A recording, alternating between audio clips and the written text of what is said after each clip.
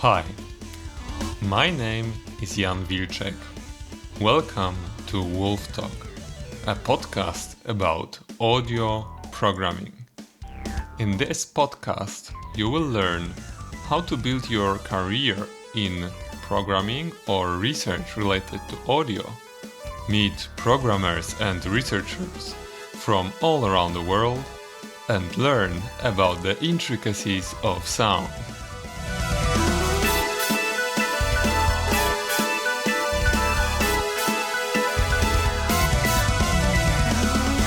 Welcome to the third session of the WolfTalk podcast. In this episode, I want to introduce you to another member of the Aalto Acoustics Lab of the Aalto University in Espoo, Finland. Jon Fagerström is doing his PhD research in the domain of audio signal processing, in particular, sampling synthesis and artificial reverberation. In this episode, we'll discuss what challenges beginning researchers in audio must face, how to find your niche in audio research, and also what interesting ways there are to end up as an audio researcher. As usual, all references mentioned in this podcast can be found under thewolfsound.com/talk003. Once again, it's thewolfsound.com/talk003. Just quickly, before we begin, I'd like to ask you, if you like the podcast so far, please go to iTunes and leave a review there. It will benefit both sides. More reviews means more outreach on iTunes, and the feedback will help me to make the show better and provide higher quality content to you. Thank you. So, let's begin. Hi everyone, I'm here with Jon Fagerström of the Aalto Acoustics Lab. Jon is doing his PhD in audio, and Jon, thank you for agreeing on this interview. Yeah, thank you for having me. Could you introduce yourself to the audience? Yes, so hi, I'm Jon Fagerström, and I'm a PhD student here at Aalto University in the Acoustics Lab. And I'm working in Vesa Välimäki's group, as are you now also. So, yeah, thanks for having me for the interview. I heard that your story of getting into this PhD position is quite interesting. Could you maybe tell, how did it start for you? Oh, yeah, sure. It's a funny story, actually. So at the time I was studying electronics for the bachelor in Metropolia University of Applied Sciences here in Helsinki. And at the time I was also doing cleaning work basically here at Otaniemi in this startup facility. And then there was this one headphone company, it was called Hefio, and their manager actually came down to me and asked, "Hey, can you solder?" I was like, "Yeah, sure. Okay, do you want a job here to build some prototype headphones?" So I was like, "Okay, sure, I can do it." And by soldering, you mean connecting wires and mounting elements together? Yes. So my job was to build these prototype headphones back then. And soldering refers to the melting of the tin to make the connections for the electronics. Yes. Okay, and then so you were at the company, and how did it go from there? Yeah, so then I did my bachelor thesis also for the company. So that was related on headphone measurements and also about building the prototypes and that sort of stuff. And then I kind of got interested in that, because I heard about then this master's program in Aalto University. And then I got interested that maybe I could also do the master's still here. The course is called Acoustics and Audio Technology? Yes, that one. So because I had the bachelor's already, then it was 2 years for the master's on top of that. So then I decided to apply, and also I got the recommendation from this company, because the people working there had been studying here also. So is it necessary to get a recommendation to get accepted to the master's at? Yes. If you go straight to the master's, you basically, I think you need the recommendation letter, then copy of your previous study, there's transcripts, and then like your own motivational letter. So there's those three main things, I think. Okay, so then you had this diploma of this University of Applied Sciences. Yes. And you said that you did the bachelor's, but do you mean there was also like an extra bachelor that you did, or was it the one from the Applied Sciences? Yes, it was that one. Ah, okay. Yes. And does it make it a little maybe harder to get into this master's from an Applied Sciences university than as opposed to if you were at Aalto already and tried to go to the master's? Yeah, I guess in a sense that, in my understanding, if you do the bachelor here at Aalto, then you kind of continue to some of the master degrees automatically. Ah, okay. So it's like nobody really does just the bachelor in Aalto, but it's like bachelor and the master automatically then. Okay. And then, of course, you needed to write your master thesis, I guess. Yes. So I did that also here at the lab then. So there was this course, the audio signal processing course in the master's program. And after that, so it was run by Vesa Välimäki and then Benoit Alary also. So Benoit actually had then this proposal for the thesis, which was this velvet noise combined with feedback delay networks. So this artificial reverberation topic. And yeah, I decided to then grab that one basically. And that's how I ended up working here at the lab for the first time. I think I'll call this episode from cleaning the floors to feedback delay network. Oh yeah, that works. Yeah, so maybe could you share how did the master thesis go? Because I guess there was also a related publication with it. Yes, that's true. So yeah, I think that was the plan from the beginning basically. So Benoit and Vesa thought that this could be a great topic for this digital audio effects conference. So yeah, from the start we decided. So we first basically aimed for the conference. So I guess some people do it like the other way around. You first do the thesis and then it might be but for me it was actually backwards. So I first did the conference paper, so the condensed version, and then I had to like expand it for the thesis. Yeah, add additional text. Yes, all the background, bloat the background and all that. Use longer words, longer sentences. Yes. Could you maybe share what was the process behind writing the paper? So I guess it was your first scientific publication. Yes. So as someone entering that activity, how would you describe it? Like, was it difficult or not? Yeah, I think it was quite difficult, but then I think I had great support from both Benoit and Vesa for the writing process.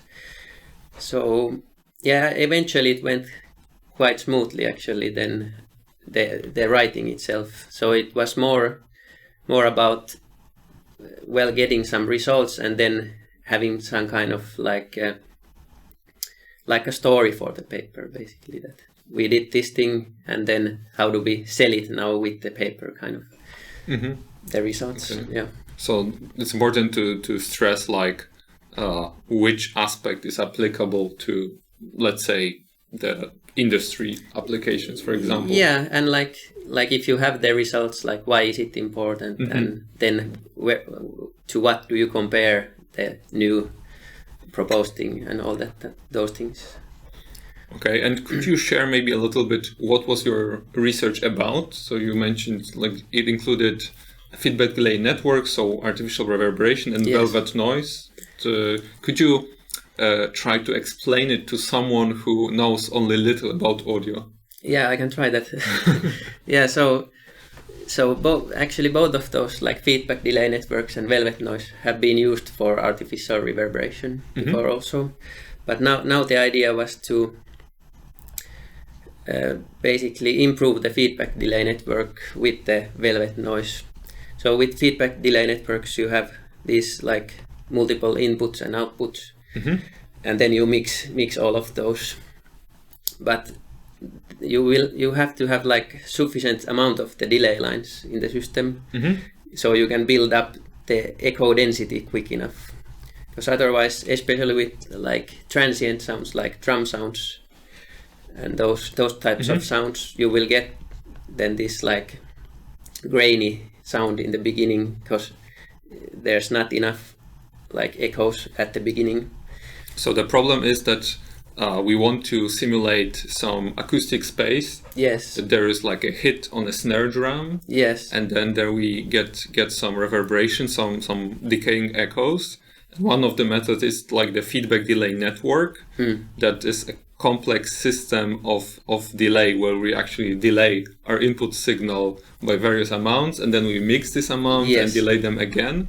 And the problem is that basically if you had this hit, you would have to wait too long until you have this impression of a room, and this artificial reverb sounds artificially. Yeah, that's a great way to put it, actually. Yeah, because with the delays, then you have to have like enough and short enough delays also, so you can get this quickly.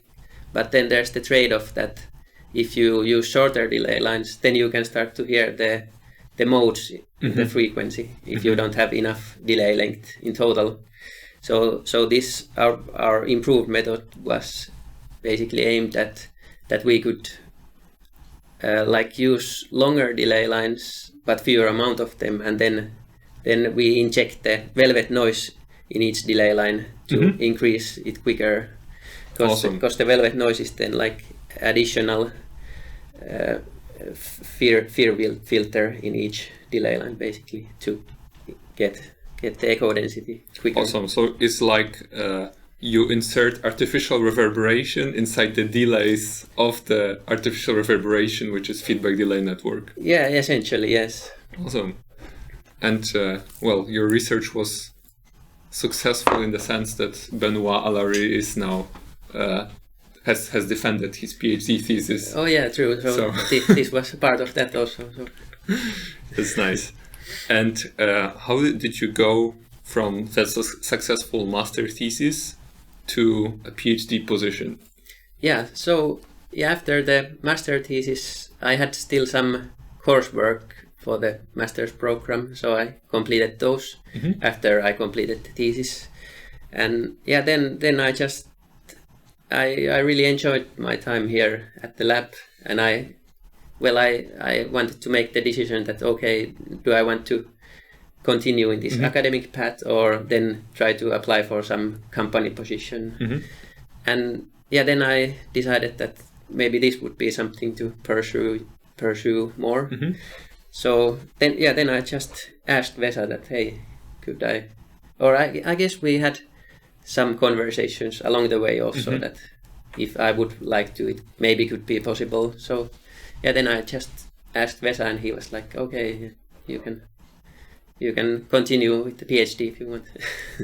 Nice. That is really really cool. When you started the PhD, did you have a specific topic in mind? So was it like a scientific question that you wanted to answer, or is it more determined on the go, and it's up until the end of the PhD is not that fixed what your research topic is? Well, for me, yeah, we had this conversation with Vesa and also my advisor, Sebastian Schlecht. And yeah, we came up with this kind of broad topic that we would try to use velvet noise and like find more applications for that. That was kind of the broad topic. And then we kind of went ahead and tried to come up with this new application with this variation filtering for impact sounds, which I started now. But in a sense, the topic can kind of change along the way.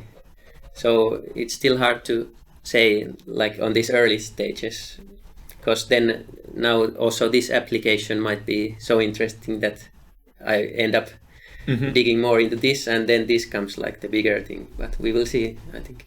It also maybe depends on the results, right? Like if the results are even more promising, that you may take one path or the other. Yeah. So at this stage, you are now. It's 2021. Yeah. And so, which year is it for you of the PhD? So this should be 2023, at the end of this, I think. Okay, and which year did you start? So I started at the start of this year. So it's this four-year track basically. Okay. So I think towards the end of 23 I should be doing the dissertation basically. Understand. So it's really interesting because like we could say a little bit at the beginning of this path. And I wanted to delve a little bit about this velvet noise application. Maybe first of all, could you explain what exactly is velvet noise? Yes. So velvet noise is perceptually similar to white noise. So white Gaussian noise, that it has all the frequencies. It sounds kind of smooth when you listen to it. But velvet noise actually has like mostly zeros. If you look at the impulse response or the signal itself, it has mostly zeros and then just plus and minus ones basically. So it's a sparse version of noise, but it still sounds perceptually as smooth or even smoother than white noise. Okay, I know it may be a little bit technical, but I'm really curious. How do you generate this velvet noise? Yeah, so you can generate it by, you basically make this kind of grid which has certain like width, the grid, and then you randomly put one impulse within each of those grids. So there's only one impulse within each like segment. So the location is randomized, and then you randomize also, is it negative one or positive one? Okay. So then you get kind of this random sequence, but still within each of those blocks you can only have one impulse. Exactly. And are these blocks separate or are they overlapping maybe? I think they're separate, so you shouldn't have like at the border, you can't have like overlap there. Okay, nice. Cool. And it's really interesting that it has these echo building properties. What I wanted now to go to was this application of the velvet noise, because I guess you applied it in your recent research, right? Yes. Could you share maybe what was it about?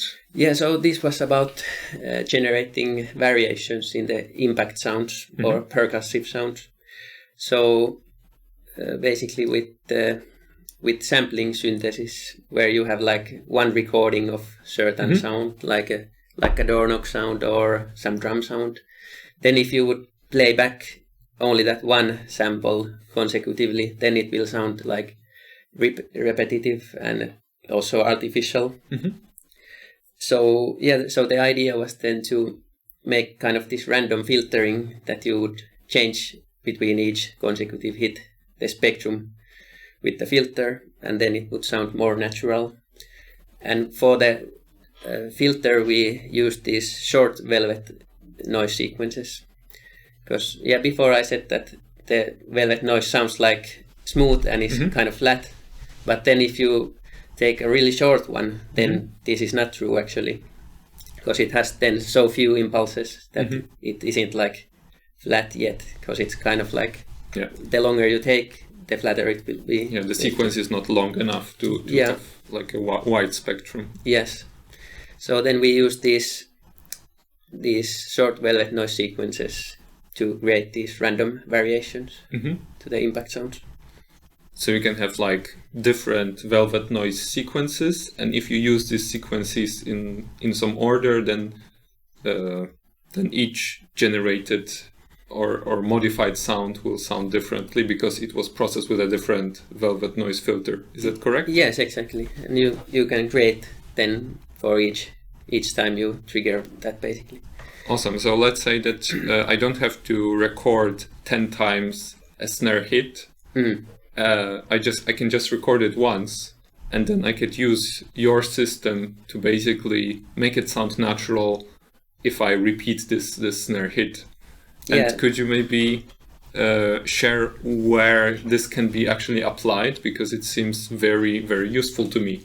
Yeah, so I think our idea was especially for these drum machines that would use samples, like you said, that you wouldn't have to record many different versions, and also then for like computer sound effects where you would have these impact sounds. And I guess traditionally you would use something like round-robin playback, that you have multiple ones and then you play back those randomly. But then I don't know, maybe you can still, if there's like 3 versions and you listen to them thousands of times, you will start to hear the pattern that okay, that was again the same footstep sound or whatnot. Exactly. I remember from the games from the 90s that actually you could hear that like 3 steps and then starts repeating itself. But exactly, like I think game audio is a perfect example of this, where you could actually, I guess, use it in real time, right? That's the idea also, that this would be like super lightweight to do in real time, because I think we used the Velvet noise filter has only like 8 non-zero values, so that's like 8 multiplications, 8 additions per sample, so it's very lightweight actually. Awesome. So I've gone to the example website of this paper, and I've listened to examples, and they're really, really cool. So definitely this example website will be in the show notes over at thewolfsound.com, and I really encourage everyone to go and listen to what this lightweight algorithm can do to your sounds. And maybe making this discussion a little bit more abstract, I wanted to ask, because you had this path of transitioning from electrical engineering or electronics? Electrical and electronics. Okay. So then to a company, then to master, and then to PhD. And I feel like your master thesis research and PhD was quite different from your previous experiences. So could you maybe share if you had any difficulties when you started actual research work, so not coursework, but research work, and how did you approach these challenges? For sure, it was a lot different from anything I did before, but I still think that the coursework, in a sense, helped a lot for that also. Because basically, what I started with was just working in MATLAB to write some code. Basically, that was the first thing actually I did. But yeah, for sure, the like more academic stuff, like then where to find all the like literature and that stuff, was much more newer to me in a sense. But then I think Benoit and Vesa did a great job, like supervising and advising throughout the way. So it wasn't too difficult, because I could always ask for help on a daily basis, basically. And that's great that you could access them at almost any time. So did they point you to like specific research papers where you should look for references and previous work? Yeah, that's true also. That I think in the beginning they even gave like that. Okay, here's like 3 key references that you can start with, and from those I could find almost all of the other that I would need. Okay, cool. And at the same time, what I find challenging about research is that when you have a topic and you want to approach it in a, let's say, new method, you cannot always predict whether it will be successful or not. So in this case, were you able to predict that your research will be successful, or your supervisors kind of had this gut feeling that, okay, this is a good method? Or was it completely like, okay, we don't know, let's see if it works or not? Yeah, I think that Benoit and Vesa had like the idea that, okay, this should work in theory, because it's quite like a simple thing. Like it's easy to visualize that, okay, if we do this should happen, basically. So in that sense, I think it was more like straightforward that, okay, now let's just implement this and check if this is actually true. Okay, so that's really cool that you have this idea, then quick implementation, and then you can say, oh, is it worth pursuing or not? Yes. Kind of like rapid prototyping. Yeah, in a sense. Okay, cool. I think we may safely assume that as someone who enters the research field, you were quite successful, at least in my eyes, because you already managed to get some nice results and publications out of them. So is there any advice that you could give to people who just start in research, and maybe especially in audio research? For example, I would use some advice here. Oh yeah. Well, the first thing that comes to mind would be that make sure that whatever master thesis topic or whatever topic you start with is something you are interested in also. That, I guess that can be like bad for the motivation if you're like, well, I don't know if I like the topic so much, but let's take it anyway. Like, at least you have to have some like passion for the topic, I guess. But I think other thing is just then you have to be like okay with that you don't know that much about it yet, and to ask questions. I think I a little bit struggle with that still sometimes, that I like think that I should know this already. So, but you can always, and you should always ask questions along the way. That will definitely help the way, especially at the beginning. Yeah, I also heard about this, that there are some biases that like senior researchers think they know something, or they were set something in a certain way. And it's also an opportunity for the, let's say, younger researchers to maybe question some of the things that are said to be known, but may actually not be true. I've heard it once about audio research, that some assumptions that were in the beginning, like they were not proven, turn out to be wrong. Oh yeah.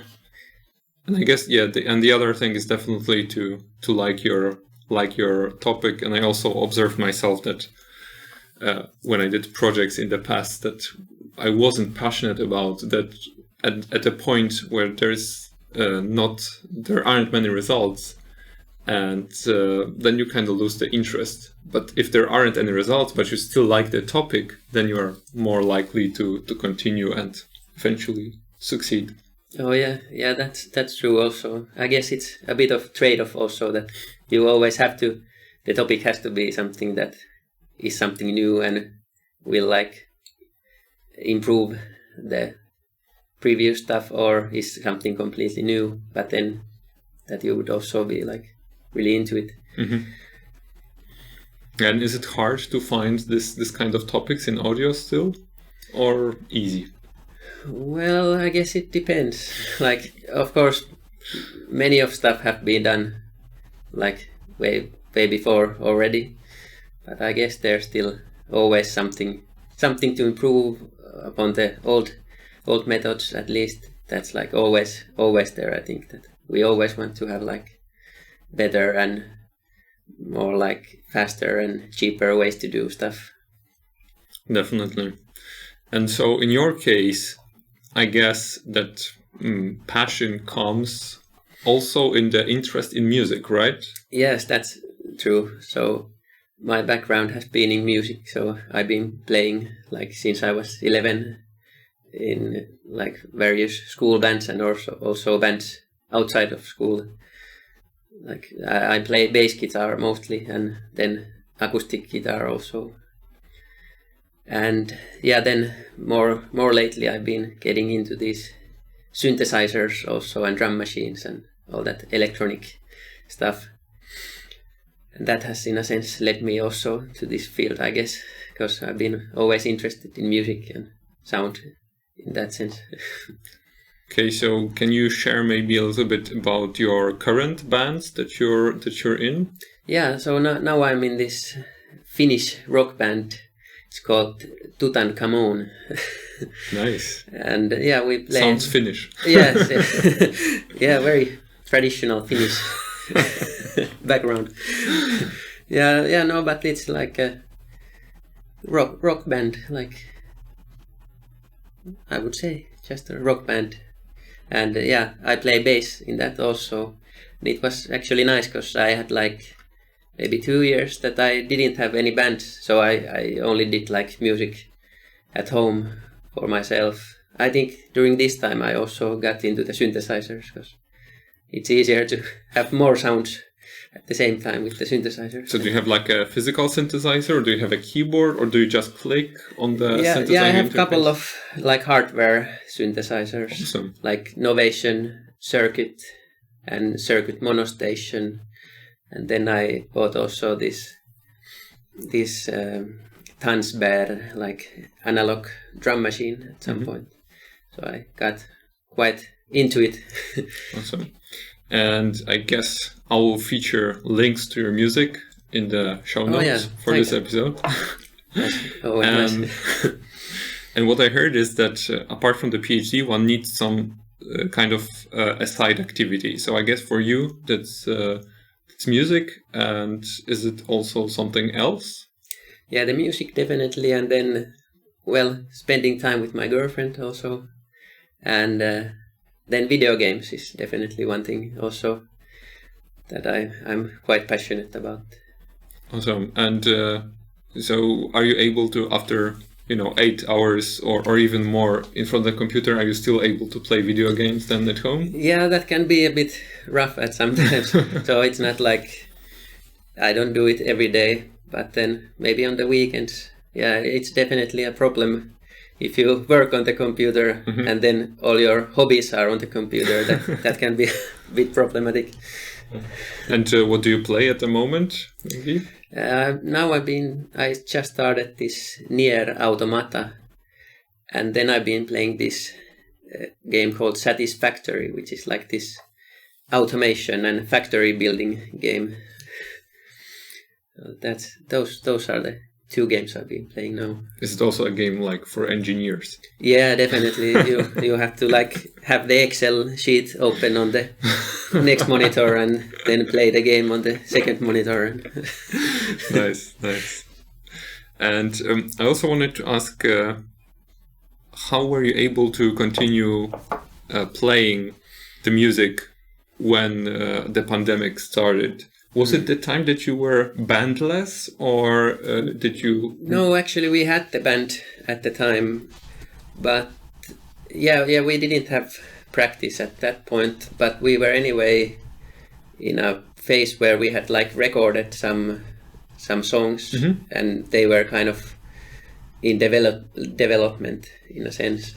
So it was also kind of natural break in a sense. But yeah. Also, it's a bit hazy, like the whole pandemic time. Like, what have we done during the time? It's all this big block of time at this point somehow. Okay. Yeah. So I guess like the playing together on the weekends or playing the gigs are made much more difficult. Yeah, definitely that was like out of question for some time. But yeah, I still would play them. Like play at home for myself and that, but definitely I was missing the social aspect of playing with other musicians. Yeah, maybe there's also an aspect of audio research, of being able to actually do a good virtual reality experience of playing with your bandmates. Oh yeah. While you're in separate flats. Yeah, we'll see. So I wanted to ask you, what are your plans for the nearest future? So research-wise or just in general? Maybe let's say research-wise and then in general. Okay. Yeah, so research-wise, I'm now working on like expanding this one-to-many conversion, so this variation filtering for impact sounds. So I'm aiming to publish this like start of next year. So we try to improve a bit, and we have a couple of new ideas also to expand on that first version basically. And in general, I would say prepare for the dark winter, I guess. That's true. It's already dark. Oh yeah. And yeah, also we are now with our band, we are about to release our EP soon. So awesome. That means maybe this episode is kind of on a par with your release and promotion tour. Yeah, exactly. Always are good. So my final question to you is, if someone listening to this podcast wanted to contact you, where can they find you online? Oh yeah, so I don't have like a dedicated web page. I should maybe do that actually. But yeah, you can find me on LinkedIn or Facebook. That would be maybe the best way to contact me, I guess. Okay, I'll include the links to these pages in the show notes. So thank you very much for this interview. Thank you for sharing maybe the challenges that new researchers must face, especially in the field of audio. And I wish you much success in your future research, and I hope you will be able to defend your PhD at the end of the 2023, and then wear this special Aalto PhD defendant outfit. Oh yeah. Thanks a lot for this discussion, and it was a pleasure to get to know you now also before you are leaving now. That's true. I'm leaving in a week. Oh yeah. But maybe we'll get a chance to talk again someday. Yes, hopefully. I'm looking forward to it. Thanks. Thank you. All right, everyone. That was Jon Fagerström of the Aalto Acoustics Lab. If you want to contact him or learn more about him, please go to thewolfsound.com/talk003. I listed there all the possibilities to reach out to Jon, and also all the reference materials in this podcast episode. A friendly reminder at the end. Please go to iTunes and leave a review there. Additionally, if you'd like to learn more about audio programming, subscribe to my newsletter at thewolfsound.com/newsletter. Thank you for listening. Thank you for all the feedback that I got. I really appreciate all the support that you give me. And see you in the next one. Take care and have a safe holiday season.